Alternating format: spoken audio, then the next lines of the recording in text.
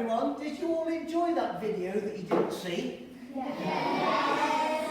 Wasn't it? It wouldn't be an assembly if everything worked. There's a very good video there. If you're watching this at home, we'll put the link to the video up on the YouTube site and on Facebook. Yeah, great idea. But it is worth seeing. But as Winston Churchill and Luca said, a time of triumph and of sorrow. Mrs. Mason. So there was a mix of feelings. You do have to remember that 75 million people died during the Second World War, including 500,000 British people, 2 million Indian people. You've got to remember at that time as well, India and Pakistan were one country. So that includes people who would now say that they were from Pakistan as well. Russia came out of it the worst. 20 million Russian people died during World War II. But people from all countries were affected. Poland, Japan, the Far East, Africa, the Caribbean, all over the place. It really was a world war. This is Mason. That's the king. That's a picture of the king. Okay, King George was the dad of the current queen, Queen Elizabeth. And he said there, remember those who will not come back. Remember the men in the services and the women in the services who have laid down their lives. We have come to the end of our tribulation, and they are not with us at the moment of our rejoicing. But also not just soldiers. Of course, the countries were getting bombed. So civilians, people at home, people not in the army, they were getting killed and injured as well. So terrible times. And of course, there was still a lot of work to do. What do you notice about the background of where those two girls are playing? How does it look in the background there? And a few more photos that might give us some clues, Mrs. Mason, which I think will fly in. There might be another one as well. What do you notice about the backgrounds in those photos? Oh, Harrison. Everything's been destroyed. Yeah, there's a lot of destruction. So these children, imagine how dangerous that could be. They're playing on a place where there's demolished buildings. There could still be live bombs under there, couldn't there? Buildings collapsing. People having to put up with a lot of rebuilding. And there wasn't much food. There was still rationing going on. So it was still very difficult for people to get hold of food as well. Mrs. Mason. Wow. Big numbers. 18 million service personnel killed. So that's soldiers, sailors, pilots. 45 million civilians, people not even involved in the fighting, killed during the war. 67,000 people killed in air raids. That's planes coming over the country and dropping bombs in the UK. In the UK alone. Scary statistics. You can see why there was such a big celebration at the end of all of this. There's another video coming up, but I don't think we'll try to even run it somewhere along the line. Interesting question there, though. Yeah. Have a think. How do you think returning soldiers, those ones that were still alive, felt about coming home, having been away for months, maybe years, not seeing loved ones? I want everyone to put their hands up in a minute and have a go. How do you think the soldiers felt about coming home? Yeah, go for it. Yeah, really happy. Even more than happy. Ecstatic even, yes? Relieved. Definitely. Some good words there. Definitely. Any more? Come on. Any more? Yeah. Proud. Yeah. Good answer. So it might be any sadness. Yes. Excited. So you might have any sad thoughts or worries in them as well. Imani? Emotional.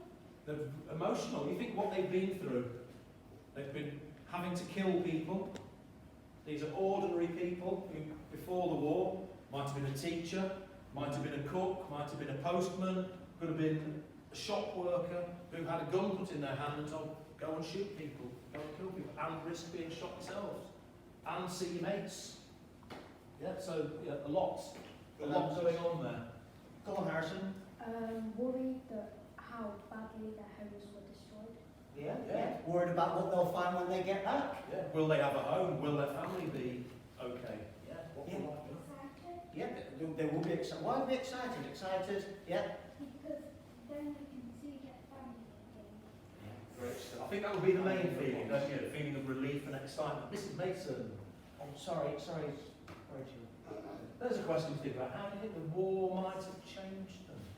Don't need to put your hands up and say that, but just think, imagine going off to war, possibly fighting for 6 years, then having to adjust to coming back to normal life. It's been very, very difficult for a lot of people. You might have been in a prison camp, you might have been captured by the enemy and held in a camp for 4 or 5 years, and have to come back to get on with some sort of normal life. Very, very, very difficult. This is the story. I think there's a video coming up, but clearly there won't be because the technology's not working. The story of Jeffrey, who was held in a prisoner of war camp in Germany. He was 18 when he joined the Royal Air Force and was shot down and held in Germany in a prisoner of war camp. Imagine how he felt on the morning in 1945 when an American jeep came to the camp and said, "You're free, bud. You're free, you can go home, it's over for you." Mrs. Mason. Jeffrey felt scared about returning home.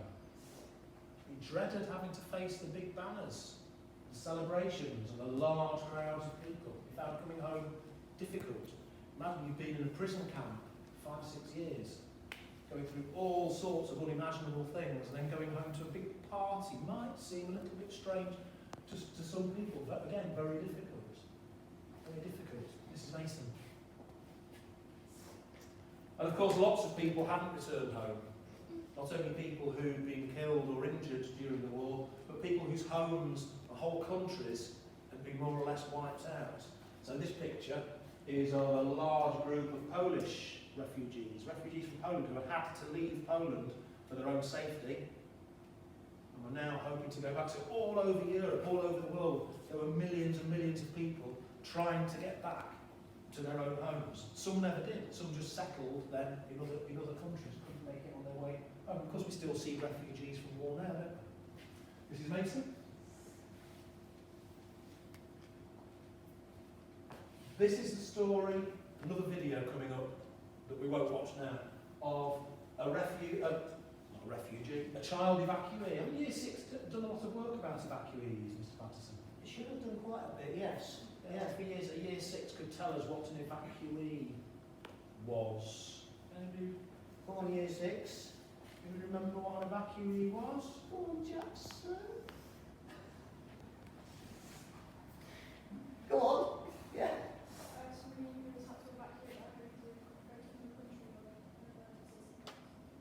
Yeah. Thank you, Jackson. Taken away from a big city where there was a danger of bombing, and usually taken out into the countryside where there was less danger of that, to go and taken away from their family, to go and live with somewhere that the government thought was safer for them to be. The typical picture of them is of them getting on a train with a gas mask around their neck, and to go and live with another family. So imagine that. If you were living in sort of central Nottingham, you might have had to have left your family to go out and live with another family out in the countryside for the duration of the war to keep you safe. You see those labels around there? Got to wear one of those, because they'd be all by themselves, so everyone knew who they were, what their names were. Yeah, and look how old that child is. The labels will have their name on and the name of the family that they were sort of being delivered to. And they'll be able to go home as well. We won't read all that story. It's the story of Michael, who was obviously on VE Day, was able to go back to his normal life with his family, having been an evacuee. Been away from his family for 6 years. 6 years away. On we go, Mrs. Mason. So, Friday is the official 75th anniversary and commemoration of VE Day. Some thoughts there. Let's give thanks to the generation, we're getting very old now, for protecting the freedoms and the ways of life that we enjoy today. They were fighting against a terrible, terrible evil. A terrible evil at the time. So we need to remember that and respect that. Remember the bravery and the sacrifice of the people who fought. And I borrowed this slide from the Royal British Legion. It talks about British and Commonwealth Armed Forces. We have to remember that The Commonwealth, the group of nations, wasn't just Britain. Many other countries, Australia, New Zealand, India, as we mentioned, what is now Pakistan, Caribbean countries, and the bravery of people in other countries. Lots of families from Poland, for example, in our school. Poland suffered particularly horrifically during the Second World War, possibly as much as, if not more, than any other country. So, and we've got children from all over Europe, all over the world in our school, haven't we? All of those countries would have been affected. And remember those who contributed to the war efforts, emergency services, families, victims, people who kept the country going. Much like, I suppose, we try and remember the people who are keeping the country going on a Thursday at the moment. So, Friday, school won't be open, even for this lot.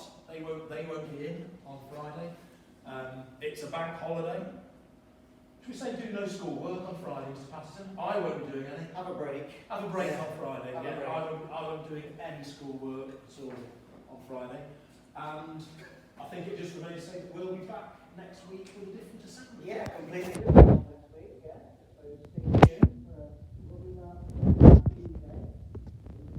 Completely different. Completely different. Would you lot like to turn and face the camera and give a cheery wave and a...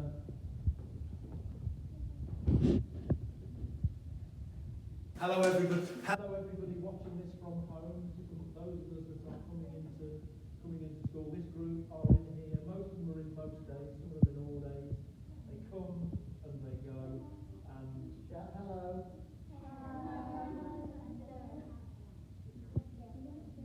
Yeah, we're missing you, and hopefully we'll see you all again back at school when all this is gradually lifted. Bye everyone.